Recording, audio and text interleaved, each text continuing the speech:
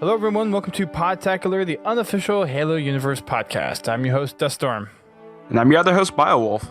And we're back for yet another exciting podcast for Hunt the Truth. It keeps getting bigger and bigger and bigger and more epic and epic and epic. And this week's episode is no exception whatsoever. We finally get to where Ben presents his evidence to the Oni senators this week. And it was a bit nerve-wracking. I mean, could you imagine being in his position right now? Bringing all this hard-kept secret stuff about the Spartan program and presenting it in front of, millions? Possibly close to billions? I don't know. Like how far was that going out there? Like, that was a live stream that was all over everywhere, wasn't it? No, this was just to the closed session between the senators and the Oni directors. Okay, so that wasn't... I don't know what you're talking about. I thought this was broadcast on the news. I thought that was also something they're going to be broadcasting on the news. No. Wasn't it? No. Oh, okay, never mind then. You talking about his podcast? No. I'm not talking about that. I'm talking about the interview with Anthony Petrovsky. Wasn't that in that whole thing with him going live? Wasn't FERO supposed to release that too? No, that was just him going live in that closed session. Okay. That was the whole hack thing. Okay, I gotcha. Anyway, regardless, that's... Yeah. A hellstorm's coming through. And he's kind of in trouble. I mean, there's a lot of stuff to talk about, so I'm not going to jump around too much. There is so much to talk about, and I think there's...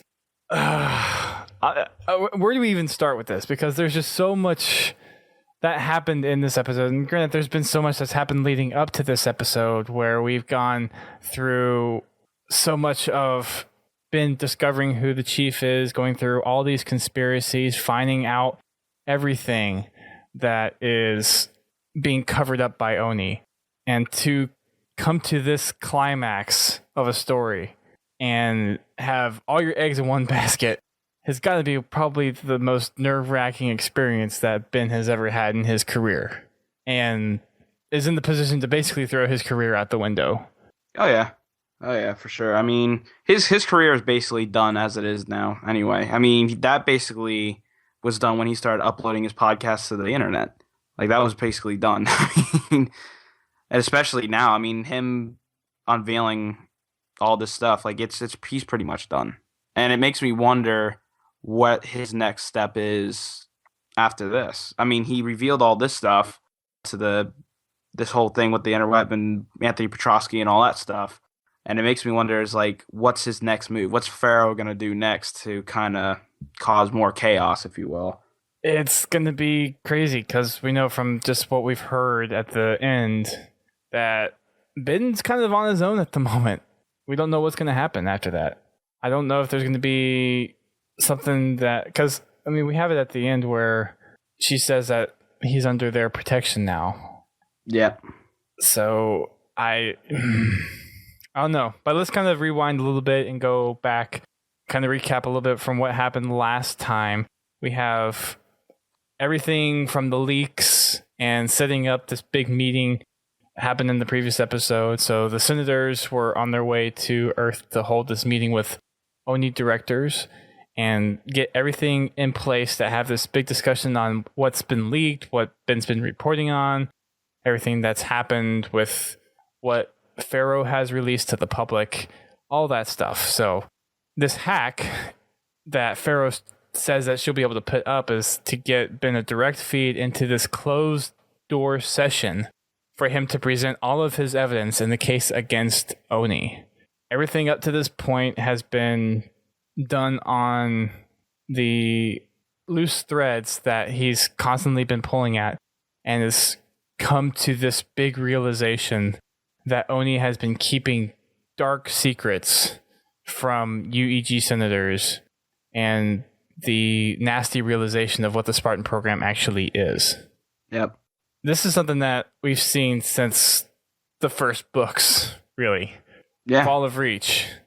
That's where it started, and that's where the story focuses on. It has come to a head, and it's boiling over completely now for Ben, and it's gotten everyone in the outer colonies outraged at Chief and Oni, and everyone in the inner colonies is freaking out of what's going on with the Chief. Why is he gone rogue?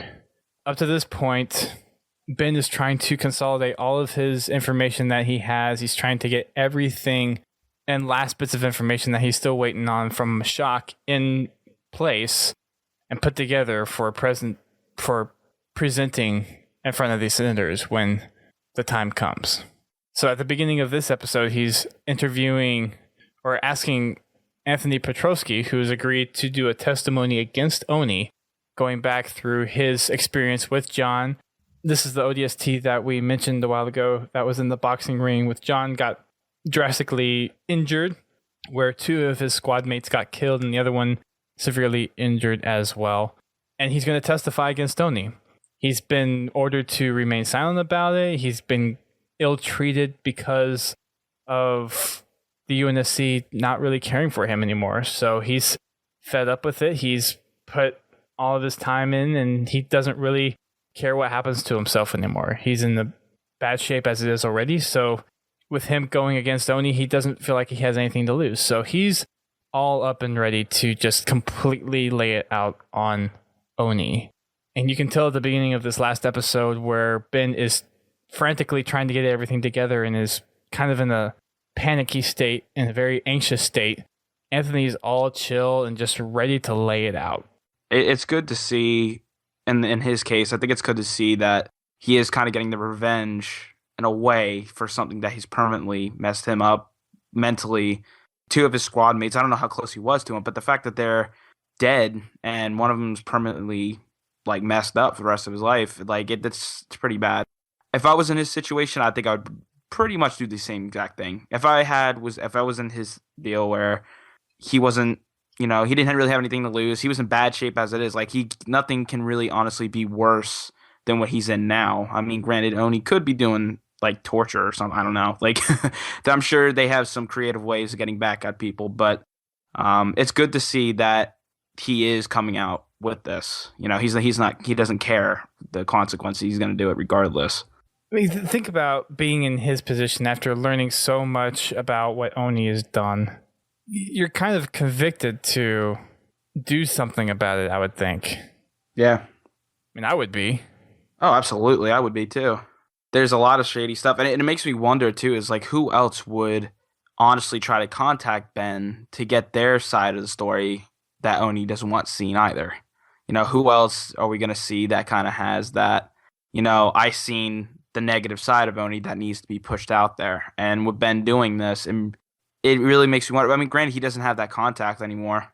He can't contact other people and all that stuff, but it would make me wonder who else would be out there trying to help him with this.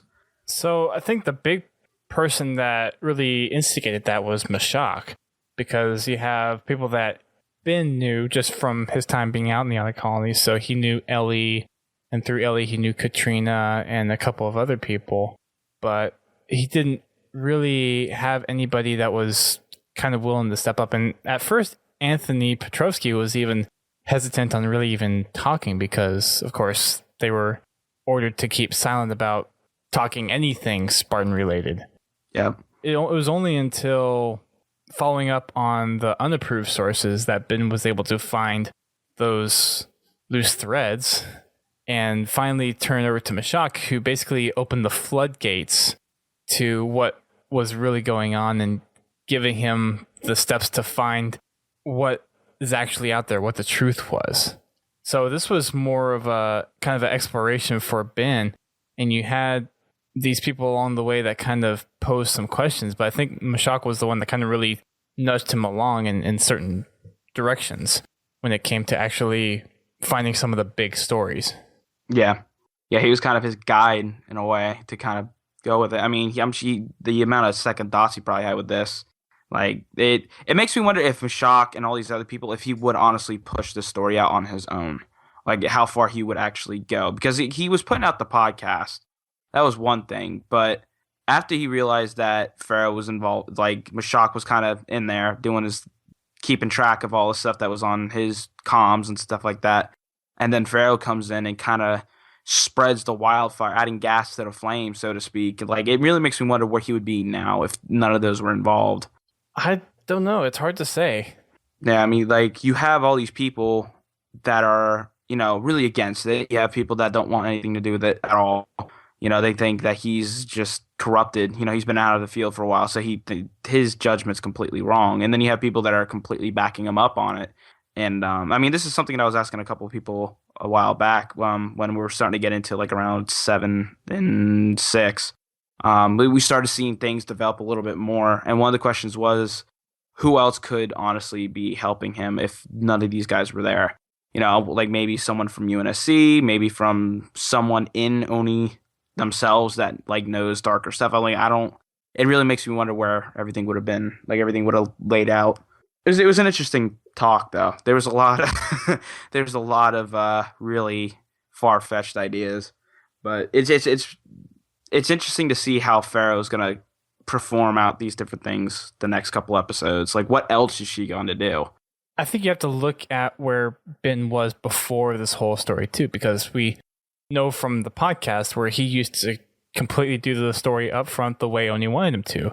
Yeah. And his exposure to the other colonies and his time being there almost softened him up in a way to be receptive to the hardships and the headaches that has been prevalent from the other colonies for a little while. And granted, most of his reporting was during the Covenant War, so he only had that exposure. But having those relationships built in the outer colonies, he was able to relate more and was more open to the possibility. So if there was another journalist that came and did this job that wasn't Ben, we would have a completely different story as it is right now. I think that experience out there plays a big part in why the story was able to be successful.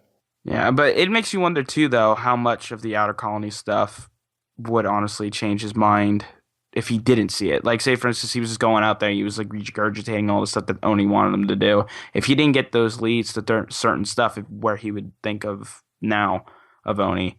Like, the fact that there were so many things that were just made up. Like, you had people that were dead that were acting out, voice actors that were for car commercials or Warthog commercials, whatever you want to call them.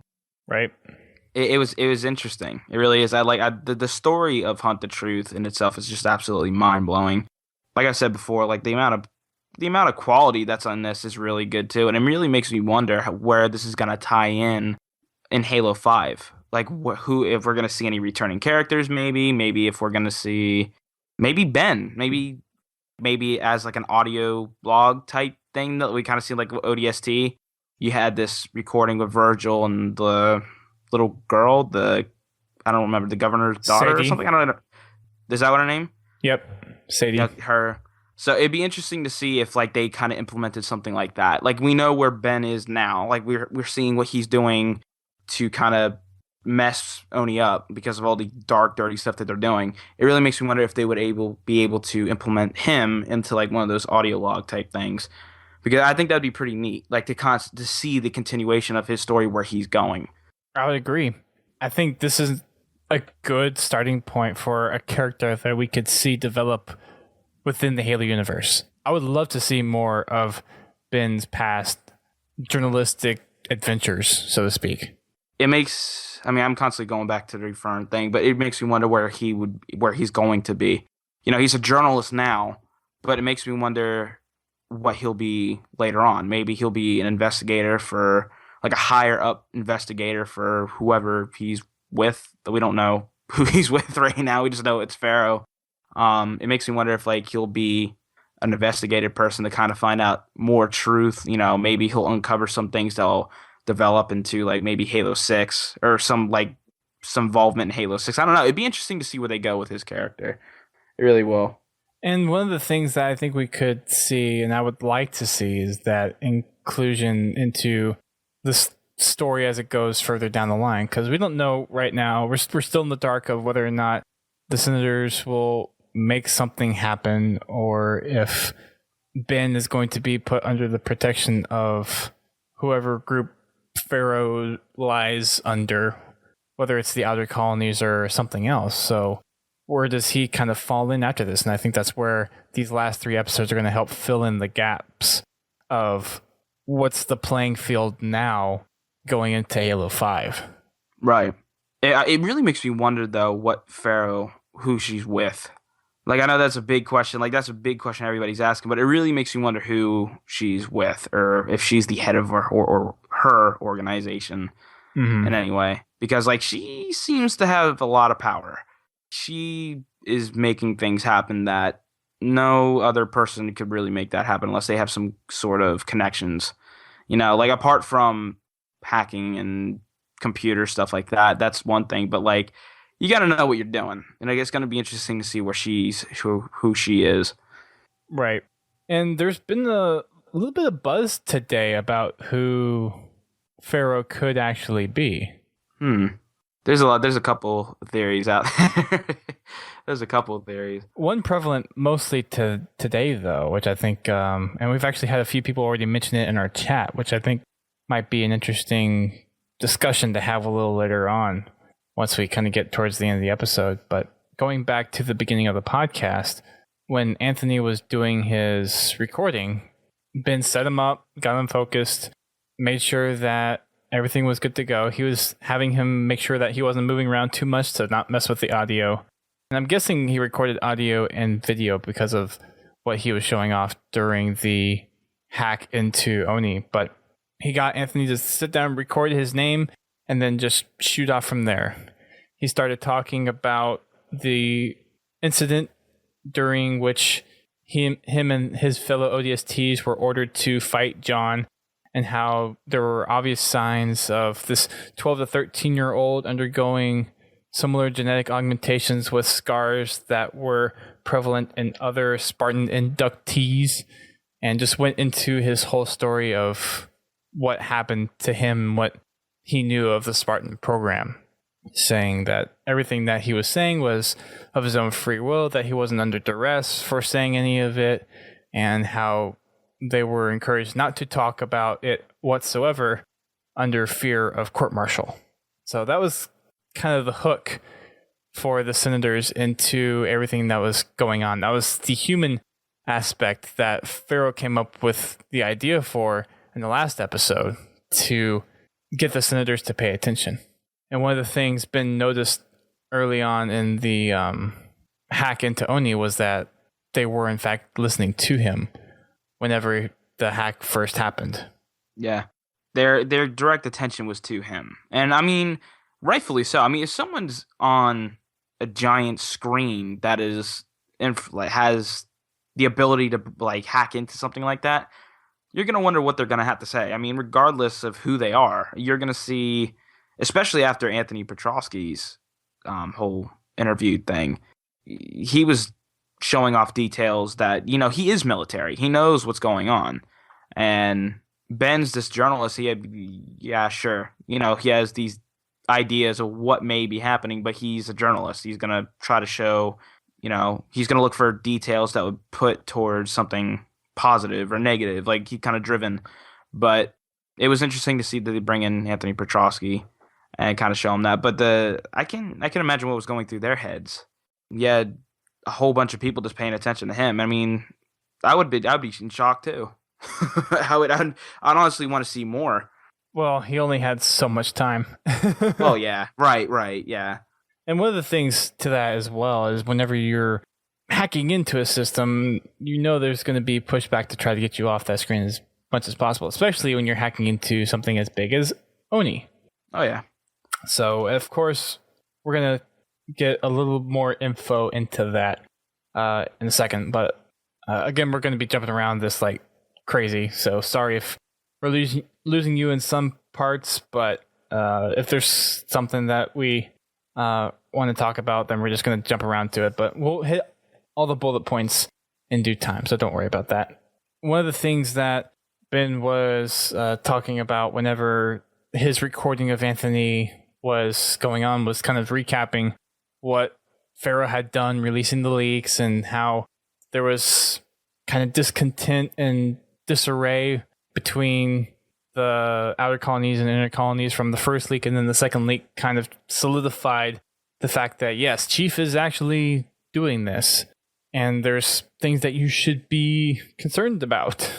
So everyone just completely went crazy after the second leak, and that's something that just kind of pushed people over the edge. And one of the things that he mentioned was it was reopening old wounds that the outer colony had towards the UEG, Oni, and everyone in the inner colonies.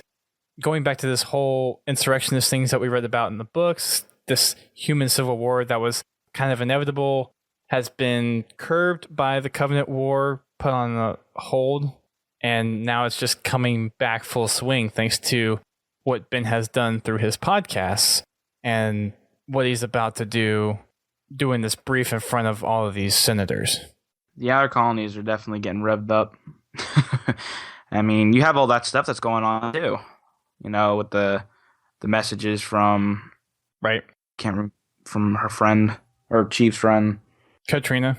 There you go. I was gonna say Kat. I'm like, that's not no. You have messages from her, and then you have Mashak too. Right. Something's going on there. It's not going on very well in the outer colonies. Nope. Stuff is happening, and people are starting to get frustrated, organize, and do demonstrations, as Katrina informed Ben in a message that he received after doing his interview with Anthony. But if there's anything that you can expect out of chaos, is people are going to be organizing and trying to, at least, like, if you look at the outer colonies perspective, they're going to be mounting up a resistance for what's happened before. And when they see the same issues happening again, the same things that they were worried about from the past before the Covenant showed up, of course it's going to bring up old issues and be old wounds that are going to be ripped open again. That's basically what this podcast has fueled. And what FERO points out later is that what Ben has done was the spark to the blaze that is now this resurgence of the insurrectionists. And even though it's not called the insurrectionists anymore, that's the new direction, kind of reinstated direction that the outer colonists are taking against the UEG. Right. It's horrible. I mean, the outer colonies are always getting the shaft, it seems. Like, they're always getting the crappy end of the stick. I mean, you got all this stuff going on now. I mean, and the thing that you're going to bring up old wounds and stuff, that's kind of, like, I know that's the purpose of it, but that's really going to trigger a lot of people to do some really bad stuff. I mean, when you're getting organized, you're looking to attack and not looking good. Branching off of what you said about Katrina, though, we do have a message from her, like you said, and one of the things that she was talking about was how people were acting like it was 15 years ago before the Covenant showed up, using a local chatternet, or organizing demonstrations, and having people starting this new organization called the Colonial Alliance Group. So things are happening in the other colonies, and it's something that is a little scary for her. While things haven't really quite escalated and things still seem peaceful, it's something that she's wary about and she doesn't feel safe. At that point, you're kind of wondering where it's going to take off from. You know, you have all these, you're bringing back old ways of doing things before the Covenant War. Is this going to lead to another war, but with humans? You know, like, are we going to go back to the old way of doing things? You know, we were in a war for human survival, for the human race, and now we're going to completely destroy each other. If that is the case of what's going to happen, just because of one organization being the way they are, it's going to inflame more trouble than they ever thought they would ever think of. Right. The whole suppression that they were putting on the outer colonies before, having the Spartan program be one of those measures against it, is now rearing its head in full force. And the Spartans are no longer reliable because of what Chief has done. It's getting the inner colonies to question the Spartans, their reliability, the fact that they can actually keep Earth and the inner colonies safe. And then it's outraging the outer colonies because of what they've learned now, that Oni took kids from them to turn right back around and put them down. Right. Stability in this is not not looking good. I mean, you have people that were out there to protect human or civilians or whatever you want to call them. Then you don't have that now. I mean, especially in the outer colonies, there's nothing containing the rage at all. There's not there. You're not going to be able to stop that many people from doing harm, and especially like it's basically rioting. You have all this stuff going on in the outer colonies, but you also got to look at it like this too. It really makes you wonder what's going to be happening in the inner colonies as well. When people start finding out these things. I mean, granted, there's nothing happening right now, but the way things are going, it's everywhere. Everybody's going to be after everybody at that point. Right. And they're going to question what is the government doing to keep them safe. And when the government can't keep them safe because their beloved Spartans are no longer mentally stable to keep them safe, they feel vulnerable. So they're going to be turning on their government. Oh, yeah. Civil war is definitely going to be happening. That's without a doubt. I mean, yep. Between civil war and stuff like that, it really makes you wonder, though, because we have the Spartan IV program. We have all of them. It makes me wonder what they're going to be doing. You have the UNSC that's going to be taking orders, and especially the way Oni is right now, the fact that they're going through all this stuff's kind of leaking out on them. It makes you wonder what's the UNSC going to do, because they kind of take their orders from them in a way. Like UNSC is on the bottom, so to speak, and then you have the other high-ranking stuff on top. And if they're falling apart, what are they going to do? That's kind of where things are going to be going, and it's looking bad. It makes me wonder what Chief's doing. I wonder if, like, we have all this stuff going on with FERO, leaking all this stuff. It honestly makes me wonder if there's any connection between the two at all. FERO's leaking all this information from Ben and all this stuff. It makes me wonder if she's sending Chief in to do all this stuff to make it look even worse. Mm-hmm. You know what I mean? To have that driven, maybe FERO has basically opened up this deal showing some stuff that Chief didn't necessarily want to see. Kind of showing maybe it was a fake idea of them doing different. I don't know. Like there's a million different things that could be happening right now. But it is interesting to see where Chief's going to be with this. And I honestly feel that there is a link between the two. I don't know how big that link is, but I know there's something going on. So I think the big part of it is not going to be seen until Halo 5. I guarantee you in the next 3 episodes, and especially with E3 rolling around, I guarantee you that last link, that link between the two stories, and that link between Halo 5 and Hunt the Truth, it's going to be big. You're going to see it explode maybe at E3, kind of showing off, why they're doing this whole Hunt the Truth podcast to show us, what's really happening with like the backstory, which they're doing a great job of. But then when E3 rolls around, you're going to see it firsthand from the two sides that are fighting with each other. You have Chief's side and then you have Locke's side, which is it's looking like an all-out war. It is. And then you got to look at it like this too. I mean, we're seeing signs of covenant, between the Spartan, the Locke trailer. I don't know how much relevant that is to Halo 5, but people are saying that maybe saying Helios. And if that is, it makes you wonder why there's fighting going on with elites and stuff like that on saying Helios. You know what I mean? Like, so there's chaos everywhere you're looking in Halo 5. There really is. Well, at least what we've seen so far. So one of the interesting associations that I just kind of made in my head is that you're seeing kind of a civil war in between groups of Spartans that kind of coincides with the civil war that's going on between the inner and outer colonies, because you have Locke's team, which is working for Oni, and then you have Blue Team, which is the original Spartan 2s, and we still have a lot to learn behind the story of what's going on. Is Halsey a part of it? Is it something related to the Forerunners and the Mantle, or is this some completely other agenda that's going on? Because there's a lot of mystery behind what Chief's objective is right now, based on what we've seen in the Hunt the Truth versus what we've seen in the comics versus what we've seen in the few trailers that we've seen. So there's lots of missing pieces behind what Chief's purpose is. And I don't really think the Chief has gone mentally unstable or rogue at this point. There's always been the purpose behind what Chief has done, and I don't think that was really made more clear than in Halo 4 when he was taking over those major decision roles when Cortana was losing it. Maybe we're not looking at him as mentally unstable or rogue in that sense. Like when you say that, you're looking at it, oh well, Chief isn't in the right state of mind. Maybe the rogue and the mental dysfunction or whatever that you're thinking of is because he is in that state of mind. Well, I'm going to do what I want to do, and maybe there is some foul play playing at hand. Maybe there's someone that we haven't seen yet. Maybe FERO, like I said before, maybe is guiding him that's going against him, but showing him false deals. Maybe showing him that this isn't what we're doing. I don't necessarily think Chief is going rogue in the sense of that he's doing it just because he wants to do it.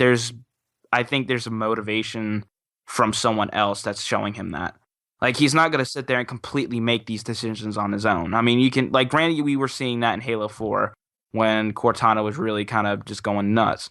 But he's always been the person to take orders. He's never defied orders. I mean, the only time we've ever seen that and where that kind of began when he told Del Rio he's not taking Cortana. He basically flat out told him no. And was going to fight off the Diet Act, and that's where the Halo 4 storyline was going with that. Mm-hmm. But we never seen that side of Chief of where, well, this is wrong. I'm going to do what I'm going to do for the good. He's making, like we said before, when Mendez was saying that he can make drastic mind decisions in seconds where other people can't. So it's really going to be interesting to see what decisions he is making and the reason why he is going with this. I mean, the fact that we don't know how Blue Team is incorporated with Halo 5. We know that they're in there. We know that they're characters in the game, but it just makes me wonder if he went after them or they came willingly. You know what I mean? Like maybe they went after to find Chief himself, or maybe I need to find a team that's, stable, people that know, people that I can honestly rely on, might as well go back to the roots, people that I've dealt with before, and we understand how we work. We understand how we know each other's voices, we know each other's moves. I mean, granted, it's been a while since they did it, but they understand what's going on. Mm-hmm. And it's going to be interesting to see where that story takes place. I mean, we know Locke and his team, whatever his team's name or whatever they are, we know they're going after him. We know Oni's sending their dogs out to hunt down whatever it is that they're going to be doing. And there's a major conflict. And it's going to be huge to find out what that conflict is. Yep. And they're going to go to the lengths to make sure that, I mean, what we've seen from the Hunt the Signal stuff is they're looking at vulnerabilities in the armor to stop Chief. So they're taking any possible thing that they can do to stop him. Yeah. And we've said this several times on the podcast, but we don't know what the librarian did either. Right. We don't know if maybe she's having some sort of influence either. We don't know. We don't know anything. I mean, the only thing we know is at this point in time, he's looking like the enemy, which I guarantee he's not. People are going to be covering that up completely and making it look like everything. I mean, that's how things work. But the enemy is always going to show the true side of things. And it's always been like that. Even in movies, like they've always had that motivation to do something. Let it be revenge. Let it be anything, money, greed. Like, I mean, I know that's not what Chief's doing. Like, that's just simple. I'm just saying that, like, there is that motivation in there, and it's going to be interesting to see. Like, a lot of people are saying that he's looking for Cortana. He's not going to be shooting up everybody to find an AI. No, I'm sorry. That's not what's happening here. There's a much bigger story in this, and like one of the ideas is that FERO, and this is just an idea, but FERO is Cortana. Now, if that is the case, and I'm not saying it is, I mean, like I said, this is just wild speculation that we don't know anything just yet, but this is one of the ideas that I found extremely interesting is if this is Cortana, it'd be interesting to see how what's going on with that. Like, why would Cortana have that motivation to take out Oni? It's now, like I said, that's wild conspiracies. Like that's going out there. Everybody at first it was Halsey, which she probably has her own thing that she's doing. I mean, she has the Janus key and all that. So it's going to be interesting to see if they unveil who FERO really is in this. And we'll get to that, the newest theory later of what's going on. And actually comes from Halo Archive, and they know their stuff. So, oh yeah, absolutely. I'm not too worried about trusting them that this could be a possible revelation here or discovery. But we'll get to that in a little bit. Going back to where we were in the podcast, Katrina voiced her concern about her safety while everything was still peaceful, she feels like she's being targeted for talking to Ben and helping him with his story that he's been putting together. So she said just shortly after she talked with him that her whole neighborhood lost power and she was hit with a wave of corrupt files on her computer. And since then, everywhere it's just been random power surges, the system malfunctions, everything. Whether or not this is specifically isolated to her or if this is just one of those occurrences that Mashak was talking about before, it's hard to say. But needless to say, she doesn't feel very safe, and she thinks that with the potential of things going to blow up with how people are reacting, that it would be good for her to get off world and get somewhere where it's safer. Yeah, that would be her best bet. I mean, it's going to be hard though, especially as chaotic things are, because I'm sure flights out of there or space flights or whatever it is that they're going to be using to get off world, that's going to be extremely hard. And I'm sure it's not just her thinking that either. There's going to be a lot of families out there that don't want their kids seeing what's about to blow up. That's going to be out there trying to do it too. That's just, it's going to be nuts. And I don't necessarily think that there's going to be casualties in the way of shooting down stuff, but it's possible. Like it's a dangerous situation. In my personal opinion, when I started seeing things go crazy, like in the early stages, I would have been gone. Like there would be no second guessing. Oh well, something's going up. Yep, I'm done. I'm gone. I'm leaving. Especially with all the stuff going on with Chief, and then all the stuff with the podcast and stuff like that. That would raise a lot of red flags. You would think. Some people are hard-headed though.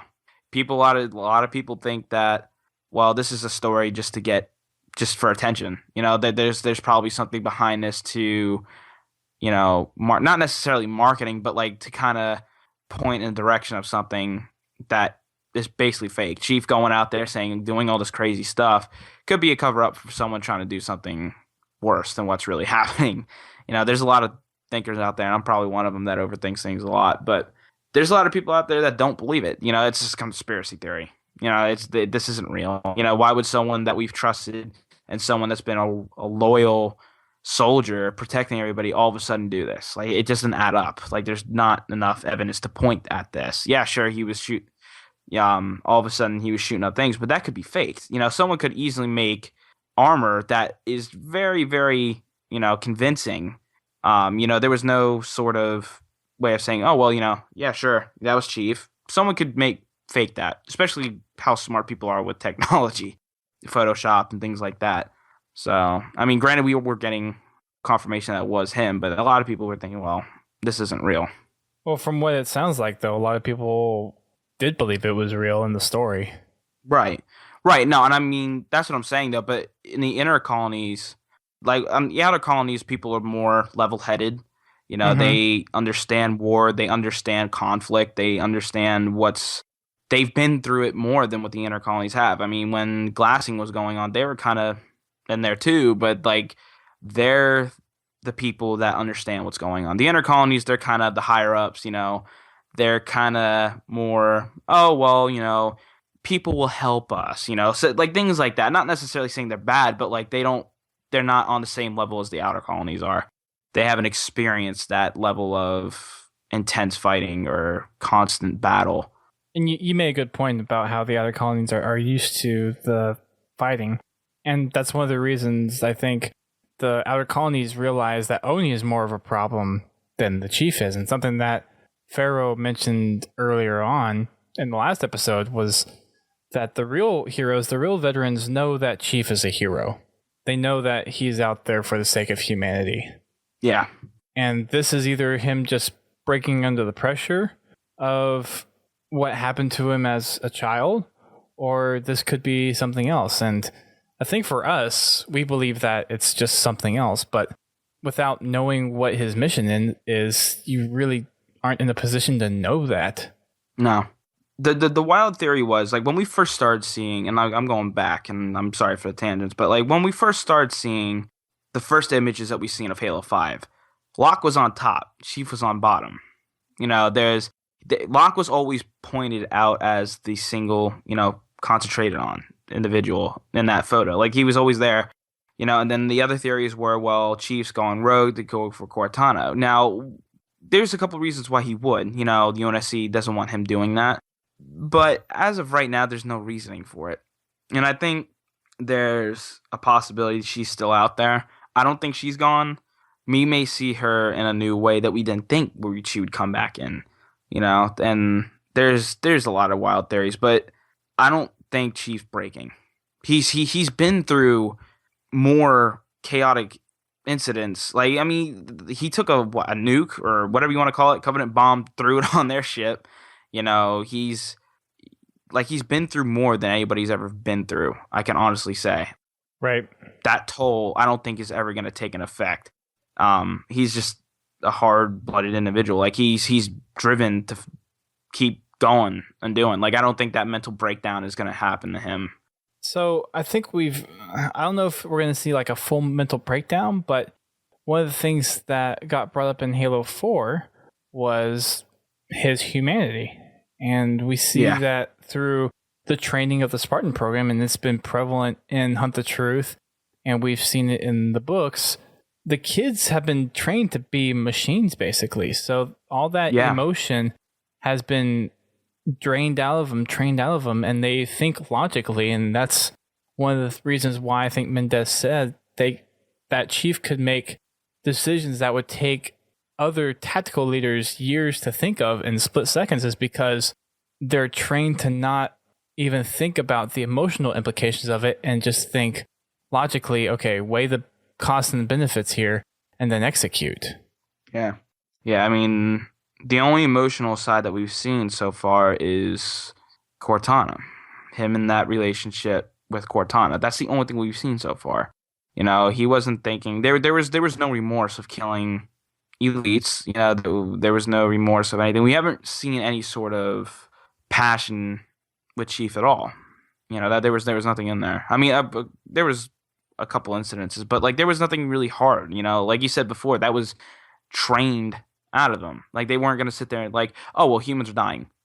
Oh well, his family is like that. That's no.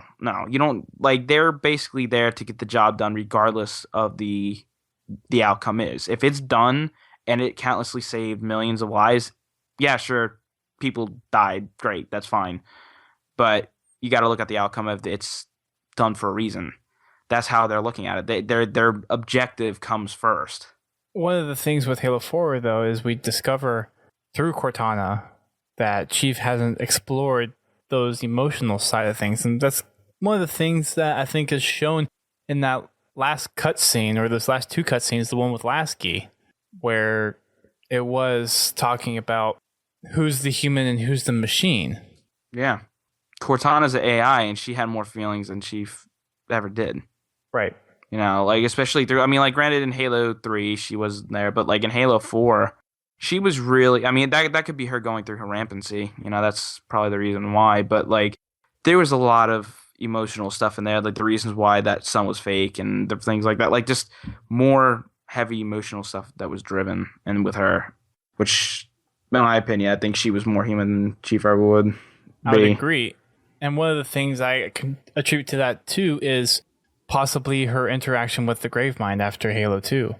There's a story in Halo Evolutions where it actually goes through her interaction with the Gravemind up to the point where we meet her back in Halo 3. So we actually have a full story that fills in what happened to Cortana between when we leave her in Halo 2 and Halo 3. And I highly suggest everyone go read it if you get the chance to. I forget which short story it's called. If someone in the chat could throw it up there for me.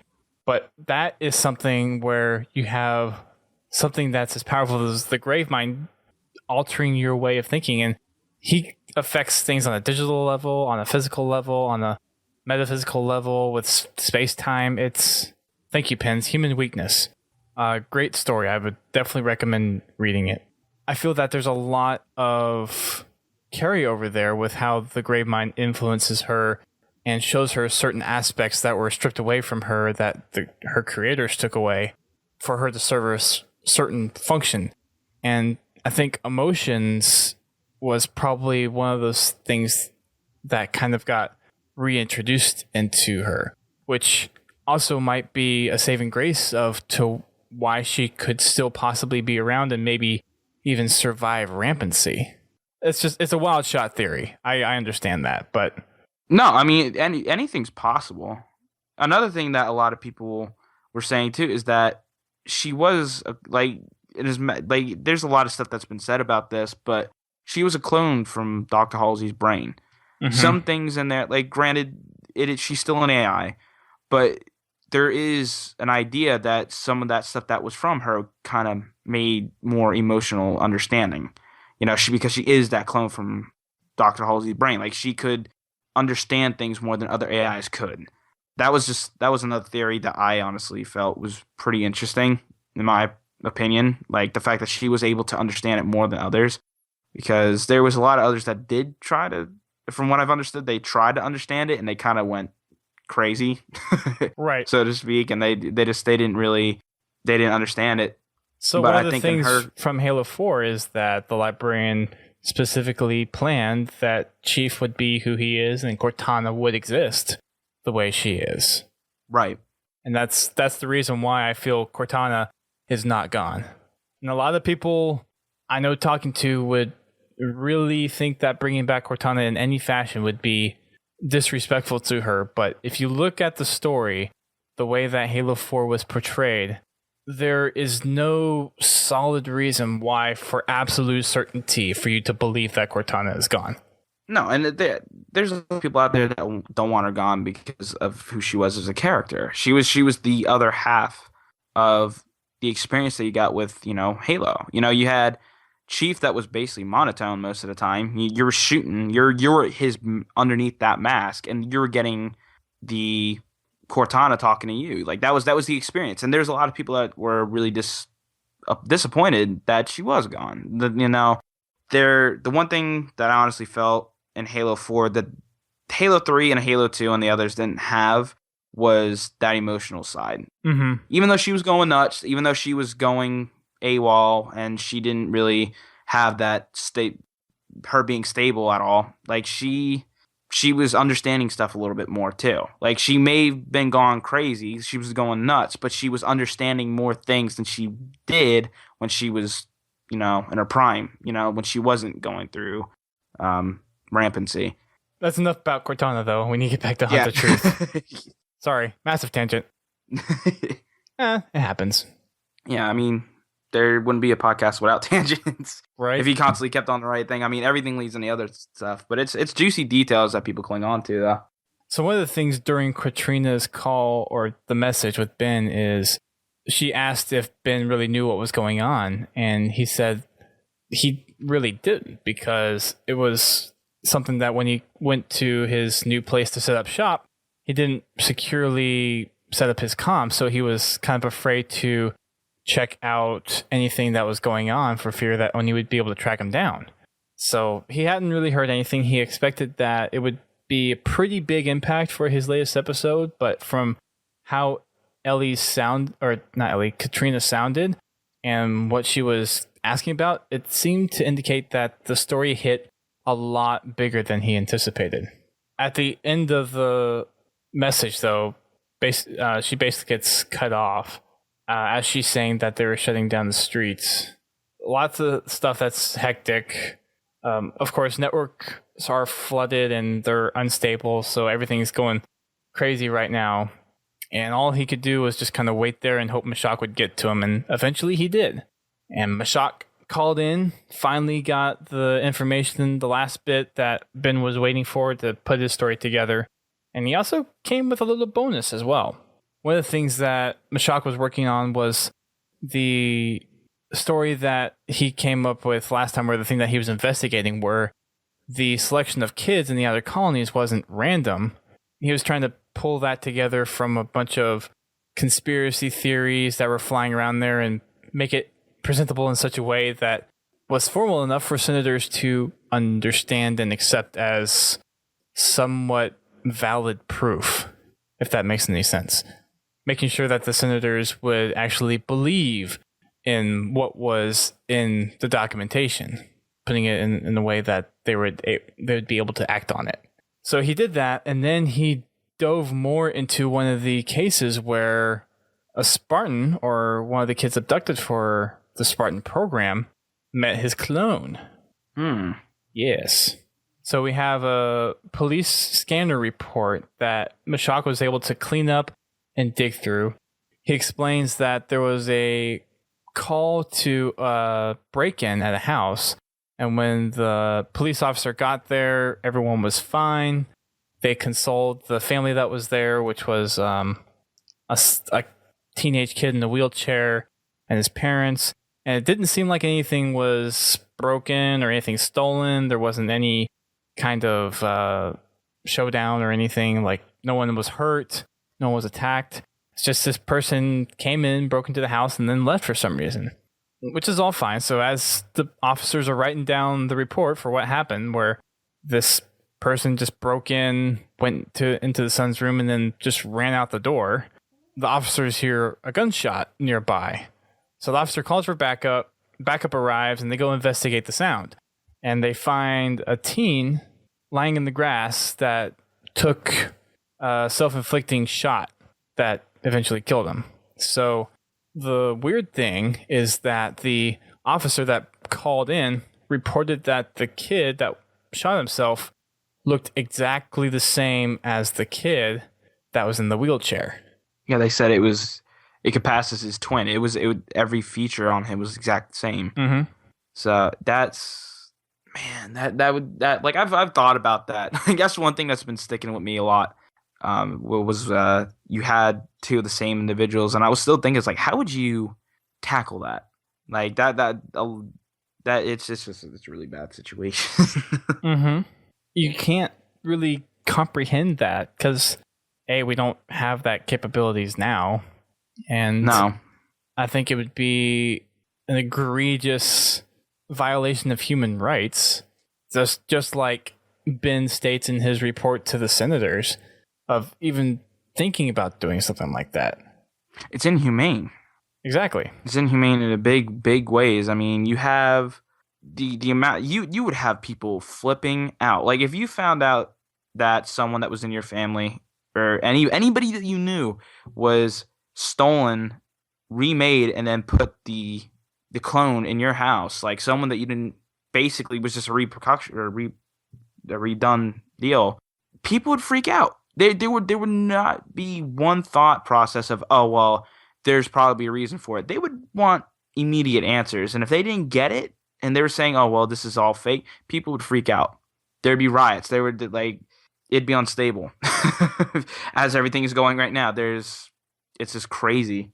Well, and for both the family and like the original kid, as far as they know, they're the only copy of themselves. And as far as official records are concerned for police reports or whatever, there's only one of that kid.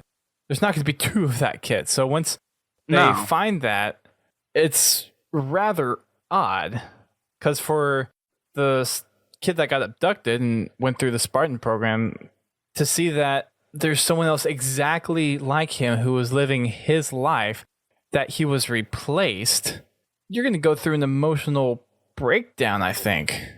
Oh, yeah. I mean, the other thing, too, is that they're going to do DNA tests. They're going to do, if this self-inflicted wound, brought disfiguration, ways that you can't identify the individual apart from, just certain, birthmarks or freckles or different things like that. They're going to do DNA tests. They're going to do tests of all sorts to prove or to see who this person was. Yeah, sure, he may have the exact same features as the other person, but they're going to try to figure out, this is official stuff. When official gets involved with it, it's no longer fake. Like, this is real. Like, you're going to have something like that break on news stories. Police reports don't lie. That's why they're police reports. Even if they're suppressed by ONI, they're still police reports. Yeah. So one of the things in addition that Mashak pulled up as well was the medical records for this kid. And from what we know of the kid in the wheelchair, he had autoimmune and severe cognitive diseases, with similar treatments to that were given to John's clone. So pulling up John's medical records before he died, same treatments. John's clone obviously didn't live, but this clone survived with major nerve damage. The imperfection of this clone was something even more egregious, that this clone was having to live how do you put it? Like a life that's just full of problems and issues. And it's a human being that has to go through that. That's been grown in the lab and is now living this life that, one, wasn't really theirs, but two, it's miserable because they're stuck in a wheelchair for their whole life. It's horrible. Anybody should never. No one should have to go through that. I mean, you have people today that have to go through. They have spine problems. They have things that cripple them. At a young age. Anyone that goes through that will know exactly what that is. But the fact that this is a clone and it's not supposed to have that many defects, and it makes you wonder too, how fast did those sicknesses or whatever what was wrong with them, like how fast did that take effect? Was it all of a sudden, or like was it over time? The memories the clone has is he was fine. There was nothing wrong with him, and all of a sudden he gets sick and he ends up in a wheelchair. Like that's crazy. Like it's just drastically bad. Like that, it's just bad. So Mashak's going through this whole thing, and after going through all the data, especially the new finding that he had now with the police report, Ben decided not to use it just because he didn't have enough time to fully grasp the depth of the story and to integrate it in with what he had. But it gave him more motivation to actually break open the story about Oni to the Senators, so that's something that kind of went in his favor. Mashak was consoling him because, of course, Ben is nervous, Ben is anxious. Mashak's like, you're going to do a great job, and I'm going to be here watching and waiting for the ripples to collide. Before his call ends, he is asking Ben to kind of go back or get back with him because he needs to catch him up to speed with what's going on because of the podcast that just happened and some other major things that are happening. And FERO decides to just hack into the call, and she says, Ben will call you back. I've got more important things to attend to. FERO's awesome. The fact that she just goes in and just cuts him off.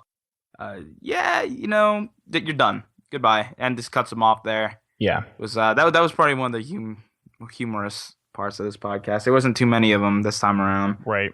It's so in the fashion of FERO too, because you have Ben who you had Mashak who hacked into Ben stuff a while ago. And then you have FERO who is about to perform the biggest hack probably in human history into Oni. It's just eavesdropping into that conversation. It's like, hey Mashak, yeah, it's time for us to go. You need to get off. Bye. See you later. Yep. Later. He'll call you back, as she said it. So, showtime. The big money. Right here and then. FERO interrupted the call. Basically asked Ben if he was ready to go. And he said, yeah, he had to be. This was it. This was the point. This was the time for him to present all of his evidence before the senators about what Oni has done to the kids that Oni had abducted and trained for Spartans and all the egregious actions that they took against the other colonies, putting all of his journalistic integrity on the line for this heavily biased opinion of what Oni has done against humanity and the other colonies and everything else, laying it all out on the table and getting ready to make this big presentation in the most powerful people in the galaxy. That's got to be nerve-wracking. Oh, man. It's one of those things, though, where you could overcome that saying that they're seeing you, but they're not. It's just a screen. You're not. It's. My friend was talking about this, but you're not actually in front of them. I mean, granted, you're talking, like you said, probably one of the most powerful people in the world, and presenting them with this evidence to take down one of the most powerful organizations in the world. That I wouldn't know what to do with myself at that point. I wouldn't be able to do There's no way. He had the cojones to do it. Yep. This was his time, and he'd been really looking forward to this. This was a big break for him. He was going to blow this story open, and everything that he'd seen up to this point was enough to convince him that, yes, this is the thing that I want to do, that I'm willing to do, that it's time to put a foot down on everything that Oni has done. And he's committed to this now. So FERO hacks in. Immediately, Ben sees on his data pad a room filled with senators, Oni directors, and someone out of the corner of his eye just before FERO says that his feed went live was Michael Sullivan. So amongst all of these 12 UEG senators, 3 Oni directors, Sullivan was in the room as well. After the countdown, after FERO said that you're live, Ben froze for a second and then started his presentation. And that's where things began to get intense. Yeah, so the fact Sully was in there just was crazy. Like, the person that was basically trying to help him in a way by getting him on that, well, it wasn't really him, but he had that flight and all that stuff, and was really, no, not necessarily trying to get him these interviews and things like that. Like, there was always a side of Michael that was different. You know, like, he was an Oni, but there was always a reason that he was always acting fake, it seemed. Like, we seen that when he goes, no, you're going to get on this plane, you're going to go. And he goes, that was the first time he actually felt like he was talking to him. And the fact that he was in there kind of went and was telling him, oh, well, the message is, I'm jumping ahead, but you're done. That was kind of crazy for it coming from him. And for the next, I guess, pretty much 5 to 7 minutes, he laid it all out there. He started out by saying he was originally hired by Michael Sullivan to do this profile on the Master Chief. And as he kept digging and found the origins of the Master Chief, all the cover-ups that Oni had done, that Oni terminated his contract, and that he had been threatened to not release it, all that kind of stuff. He mentioned that he was distracted by the feed, and strangely enough, it went down. But before that, he noticed that all the senators were actually paying attention to him, actually listening to him. So that gave him a little more encouragement to keep going. FERO was like, I had to cut the feed, but you're still up. They can still see you. Keep going.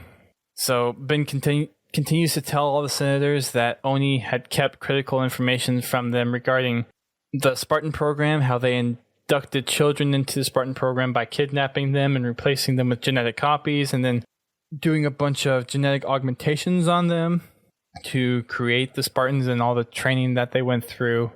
Then he presented the recording that he did with Anthony Petrovsky just a few hours beforehand. A lot of information in that short amount of time. Yeah. During the Anthony Petrovsky recording, he was contacted by Sully on his, I guess his data pad or whatever.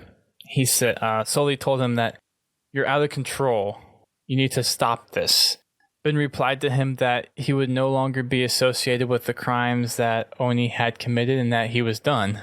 And then Sully has a cold reply of, yes, you are. That's absolutely chilling. Well, you're basically telling dude, you're screwed. You're done. You're like, there's nothing you're not gonna be telling anybody anymore. Like, when basically Oni tells you you're done with something, that's not good. That's not good at all. Nope.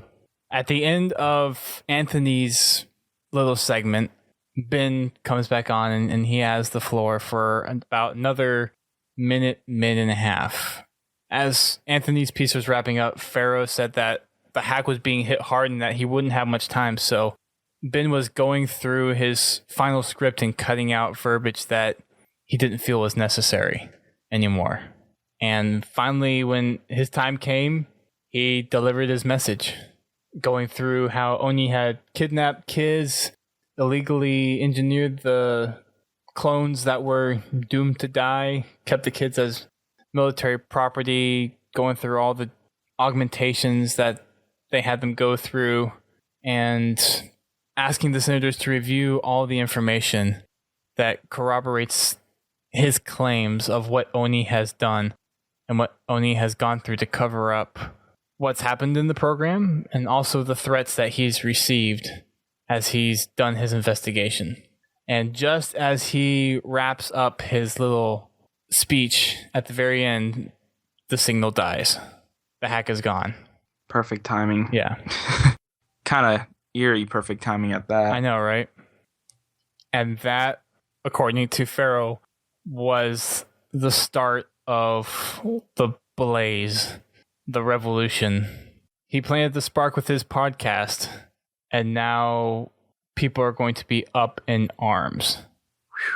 Man, this podcast really hit it. I think the next I'm anxious for the next one. Like I want to see how the first one starts out. Is what I'm looking forward to the most, because each one of them's always had that intro, kind of showing like what the left one, like the events or the effects of the last one left off of. Right. This one is gonna make me wonder, like, is it gonna be a news story? Like, what's gonna happen? Like, these are huge people that shouldn't have never even seen that, and they're seeing that. So it's crazy, man. Yeah, that's crazy. I can't imagine being in that situation Ben's in right now. I really couldn't. I'd be scared out of my mind. Yeah. That's basically the equivalent of saying or presenting before the United Nations that the NSA has done something horrible and having evidence to prove it. Yeah, pretty much. You gotta... Kind of like Edward Snowden. Yeah. Yeah. Come to think about it. Yeah. I would never want to be in that situation ever. Unless it affected me in ways like that helped with my family or things like that. There's no way I would ever want to be caught up in something like that. I really wouldn't. Crazy stuff. FERO had the last few moments with Ben saying that he was now under their protection, whatever their protection is, and then dropped. Ben was on his own. Everything that he had just gone through, his mind was swimming. Felt like he was in a dream, and he couldn't help but just look down at his data pad and see the last message that Sully sent over. Yes, you are. You are done. And that was going to stick, too, because those are actual words. Everything that he just witnessed was verbal, and he can kind of forget about it really easy in a way. I mean, granted, that's not the case, but you can kind of forget. The one thing that's going to stick with him the most is those actual words that he's seeing over and over and over again. Yeah. That's got to be... My mind would be shot. I would have a nervous breakdown. I wouldn't have even responded to Sully in the first place. I would have just ignored it. Yeah. That's absolute. That was live feedback while he was in there presenting his case. Yeah, there was no delay either. I mean, that was pretty much right there and then. And all the network congestion that was happening, Sully didn't have a problem getting a hold of Ben. Right. A little suspicious. Yeah. Just a little bit.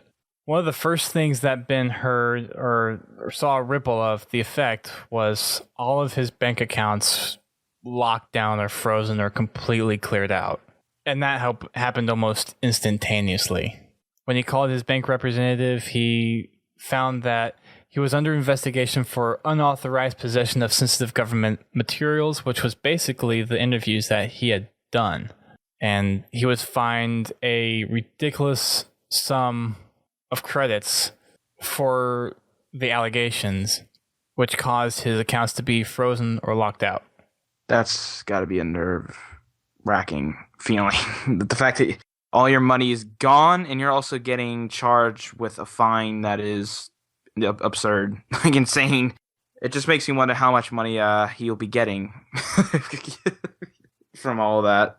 Well, as long as he's being taken care of by whoever FERO's organization is, then he should be well off on his own, even without all that money. Yeah.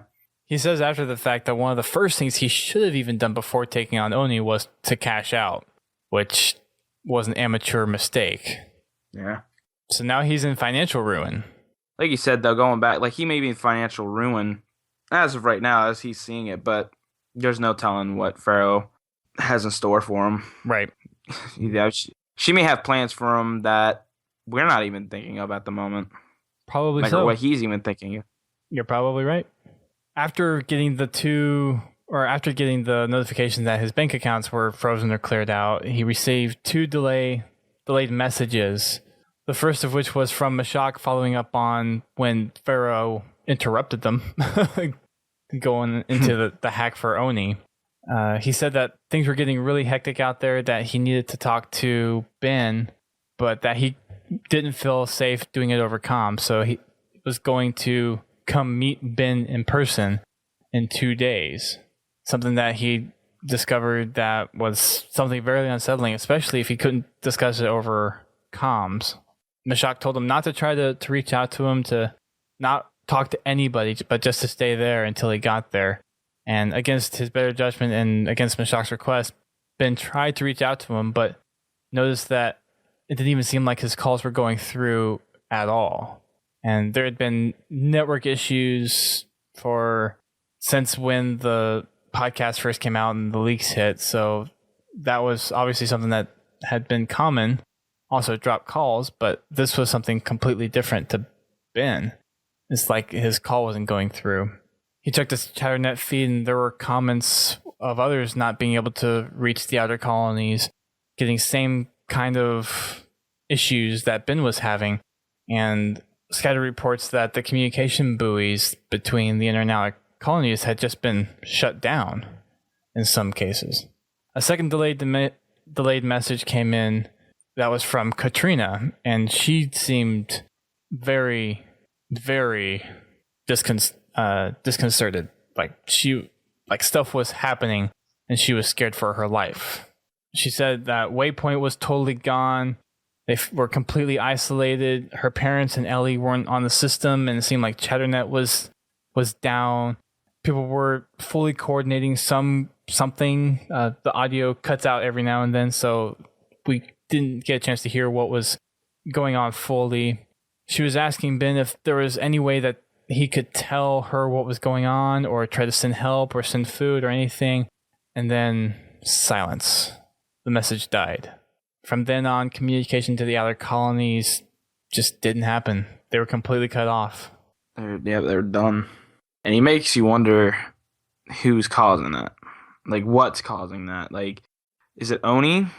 You know, making sure that no one gets out, and because for whatever reason, especially with everybody freaking out the way they are. Or, I mean, it's nerve-wracking. That's a nerve-wracking situation. I mean, that's like just you being on the other country and then America being completely cut off from the world. Like, that's a really horrible feeling. Yeah. I mean, look at North Korea. True. Look at the kind of government control they have over what's displayed on TV, what comes in for internet and all that stuff. Yeah. Well, what little they do have. Right. It's all, that's a bad deal. I think the most nerve-wracking thing out of that at all was Mashak not even getting any response. I mean, granted, we've seen this before, but like there's nothing. Yeah. Nothing from Mashak. And Ben said that all he could do was wait for that 48 hours. But that message was the last time that he would ever hear from Mashak Marathi. That sucks. I like Mashak as a character. I do too. That was one of those, like, you're really killing off that character. Sadly, I mean.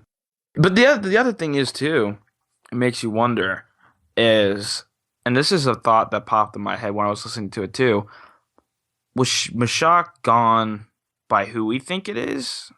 Or is it someone that we're least expecting?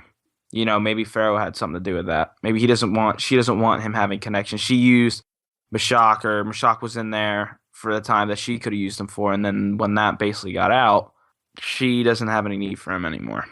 Or Ben doesn't have any use for him anymore. I don't know. I hope we hear some semblance of what happens to Mashak in these next episodes, but I just don't know. There's so many possibilities, it's hard to even begin to nail one down. Yeah. that last line of him saying that was the last that he would ever hear from Mashak again, that hit me more than the "yes, you are" line. Oh yeah, because Mashak was helping. He was there. He was a character in his own that really you kind of got attached to because he was funny. I like Mashak. He was really funny, a unique character. He wasn't out trying to screw Ben over in any way. He was actually out there assisting with everything. Mm-hmm. It kind of sucked. Kind of hearing that line. And that's the end of the episode. Pretty intense episode. I think probably the most intense episode we've seen yet. I mean, the one beforehand was pretty nuts, but I think this one's kind of taking the cake on that. I think the one beforehand was more how much content and how much we learned about what's going on, and then just the intensity level on this one because it was all the heat of the moment type stuff where this is the moment of truth. This is everything that your work has been culminating to. This is the climax of this story. And now that that's reached, it really makes me wonder what they're going to do next. Like that peak of intensity, just going straight up, up, up, up, and up. And it's like you got to that moment. It's like, is it going to go up even more, or is it just going to go down? Like, what's next? Like, it really makes you wonder. It's whatever the response is going to be, how the senators are going to react if anything changes within the Earth government, if the senators even have that kind of power, if Oni is going to power or steamroll through them and try to keep doing what they're doing. I mean, it's a lot of damage control, but it's Oni. Yep. There's a lot of questions, and unfortunately, I just don't think we're going to find any of them out until next week. Yeah. We may not even find a lot of those questions out next week at all. Like, we may not even find out the answers to a couple of them. It's one giant mystery right now. Oh, absolutely. So, the one thing I wanted to bring up earlier that I mentioned a couple times was the latest theory in the sense of who FERO could be. This comes over from... it's shown up from a few different places, but Halo Archive made a post about it, saying that this could possibly be one of the original Spartan IV inductees, Ilsa Zane, and she was someone that was in Escalation issue number 2, I think is what they said. Yeah, I think so. She's now part of a group called the New Colonial Alliance, part of the insurrectionist group now, and again, I need to kind of catch up on Escalation. There's quite hefty write-up of the reasons of why FERO could be this person over at Halo Archive. So I would suggest going over there and taking a look at it because I think it makes more sense than Cortana or Halsey, to be honest. Yeah. And to know some or that much about the Spartan program and about Oni, it would take someone that had been in Oni and possibly had gone through the Spartan program before. Yeah, I mean, the one thing that was kind of conflicting with me about it being Cortana, she doesn't have reasoning for taking out Oni the way aggressively like FERO was doing. Like, that's the only reason why I was really saying that's not. I don't think that's her. But this one theory that I seen, though, the one that a lot of people were coming up with, like it's very convincing. It really is. It's probably one of the more convincing theories out there. I mean, a lot of people were pointing that it was Halsey, and that kind of faded. So check that out. We'll link to it in the show when we post it on our website, and there'll be a link in the chat for those joining us on Twitch. But that's just one of the weird kind of coincidence things that sometimes it just takes a little while to find out some association, and it looks pretty solid. And Halo Archive knows their lore really well.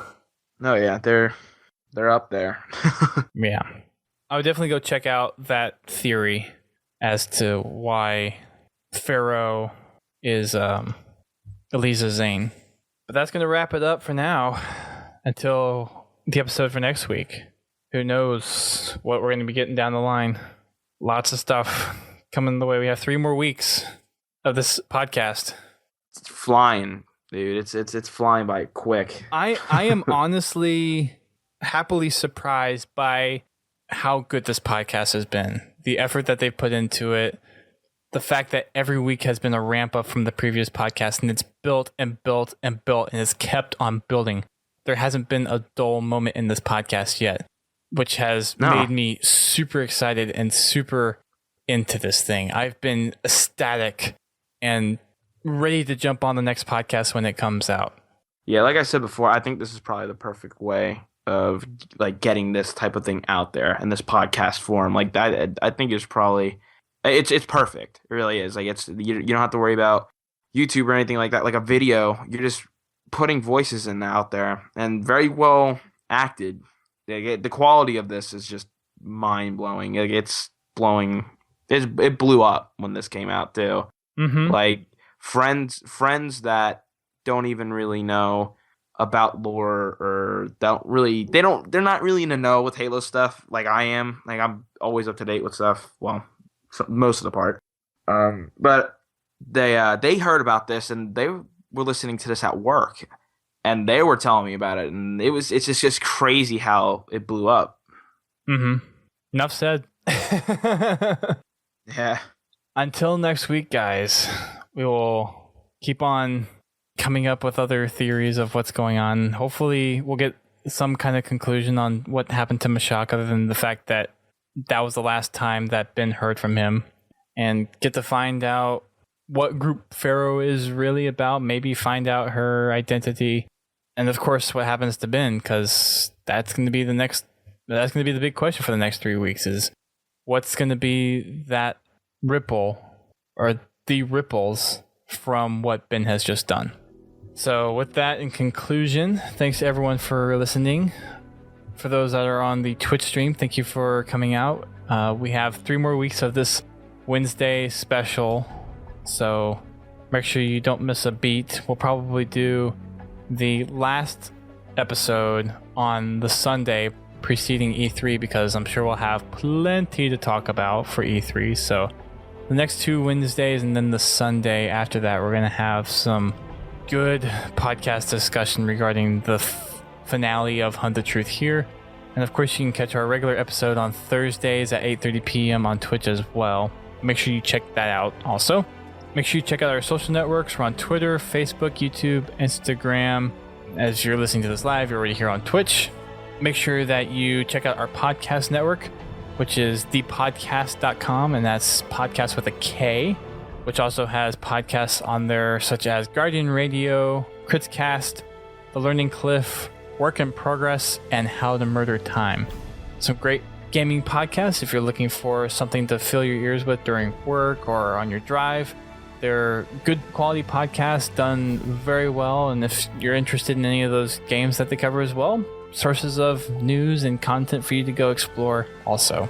We'll see you guys back here next week, and until then, keep on hunting the truth.